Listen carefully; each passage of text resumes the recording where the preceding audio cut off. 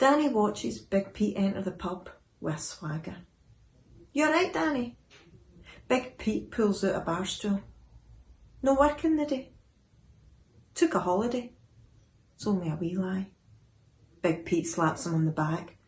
"Don't let the bastards wear you down, eh? Even when Peter Delaney's sitting beside you, you have to crane your neck to look up at him. Cunt was in the year below Danny at school and was already a giant when he knocked up on his first day at Kirkhill Academy."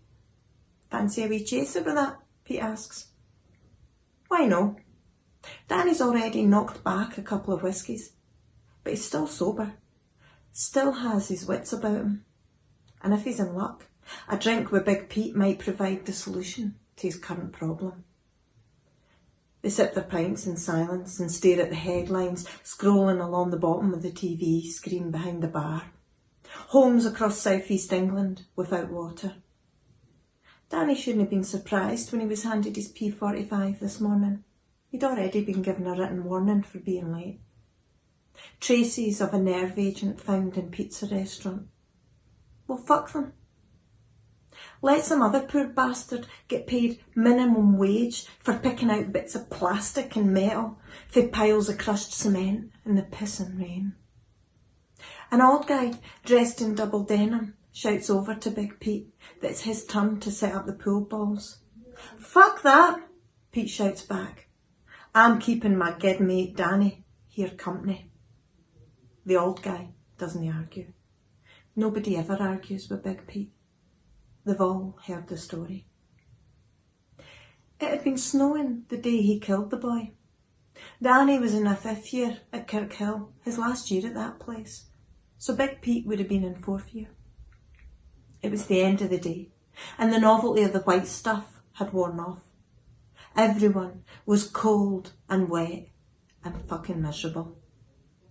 But the novelty hadn't worn off for James MacDonald. A first year with shocking ginger hair and so many freckles they gave the illusion of a year-round tan. James MacDonald's ma hadn't got the memo on how to survive secondary school, and she'd sent her wee laddie out in a sensible winter coat, complete with furry hood, and a pair of navy blue welly boots. She might as well have stuck a post-it note to his back that said, "Kick me." Maybe it was because James MacDonald was a walking target himself, or maybe it was because he took after his ma in the brains department. Whatever the reason, there's no doubting that James was the one that threw the snowball. There were at least 20 witnesses who said they'd seen him bend down and scoop up a handful of dirty snow with his woolen mittens. Mittens? Who the fuck wears mittens in secondary school? Seriously, the wee guy was asking for it. The snowball hit Pete Delaney at the precise moment he turned round to speak to someone, and it landed smack between his eyes. Danny can still hear the roar that erupted from Big Pete's mouth as he pushed everyone aside and lunged straight for James MacDonald. He only delivered one blow, but sadly for wee James, one blow was all it took. Danny watched him teeter on his heels before crashing to the ground like the Red Road flats. School was closed for the rest of the week and Big Pete was hauled off to Pullman. He was out a year later and James MacDonald's ma left town shortly after. "I've got a wee job for you to consider," says Big Pete. "It's easy and it pays well." Danny's hand hovers over his pint. No easy jobs pay well. But like his old man always said, beggars can't be choosers. "What's involved?" "I need someone I can trust." Pete grabs Danny's hand, flips it over and writes an address on the palm in blue biro. Danny looks at the address. What does Pete have doing business on that side of town? "Shove this in your pocket, quick." Pete hands Danny a brown envelope and a bundle of tenors. A wee voice tells Danny to back out it now while he still can, but Big Pete is looking for someone he can trust, and he's turned to your boy Danny here. And the money will see him through for a few days until he finds himself another job. Pete tells him what to do, and remember, he warns him, I need discretion. Danny grins. Discretion's my middle name. The muscles around Pete's mouth don't even twitch. And I want you back here in under an hour. But it's on the other side of town. I can find another man if you're no up to the job. Danny looks at the pint glass sitting on the bar. Can I finish my drink first? Big Pete doesn't answer. Doesn't need to. The clock is already ticking. Danny leaves his pint and makes his way to the exit. The door is almost closed behind him when Pete shouts his name. Danny turns round, and through the glass he sees Pete tap the side of his nose with his finger and mouth a single word. Discretion. Fuck. What's he got himself involved in? He runs across the road to the taxi rank and jumps in the first car in line. Queen's Avenue, mate. The driver looks him up and down, but it's a sentence to keep his mouth shut. I'm trusting you, Danny. What the fuck can be in that envelope that's worth paying Danny all that just to shove it through a letterbox? Surely a first-class stamp would do. The driver turns up the radio to drown out the silence. It's the same news as was playing in the pub. Flooded houses, Russian spies and nerve agent, another politician in a scandal. Danny ignores it. If I find out you've been peeking, I'll hae no choice. He replays the news headlines, something about a deadly nerve agent. Shit. Is that it? Is Big Pete working for the Russians? I want you back here in under an hour. Stop here and keep the engine running. I'll be back in a minute.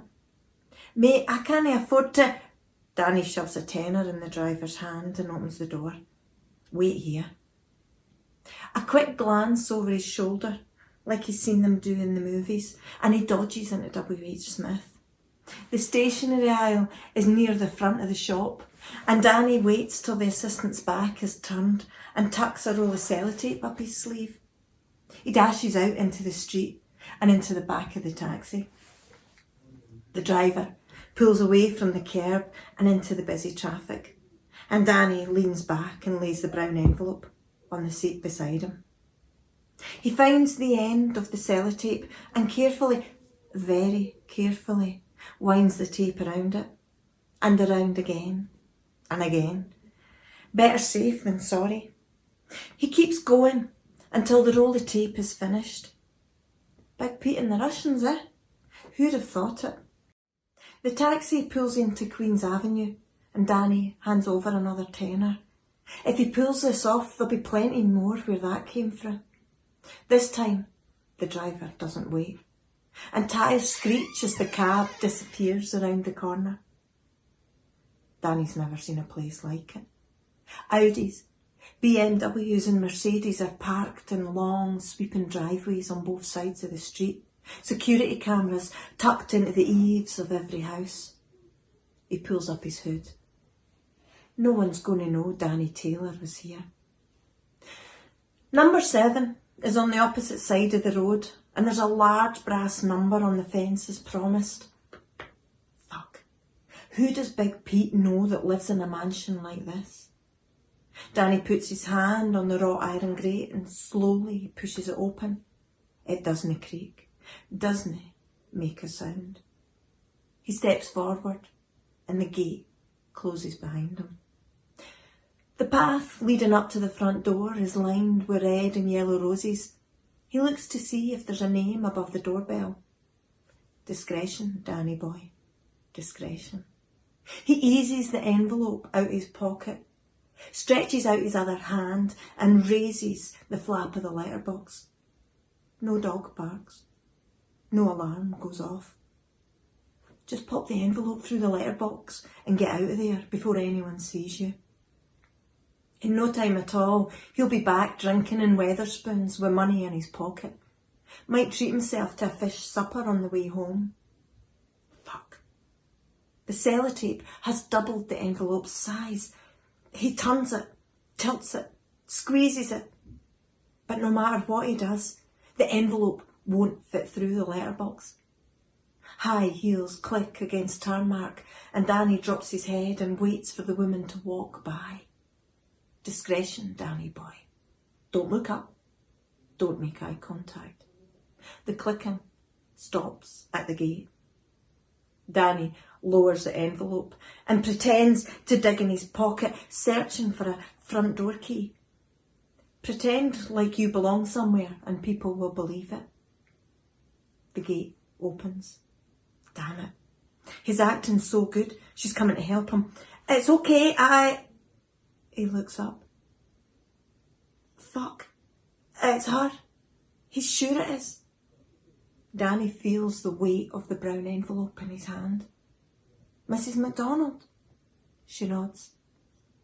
This is for you.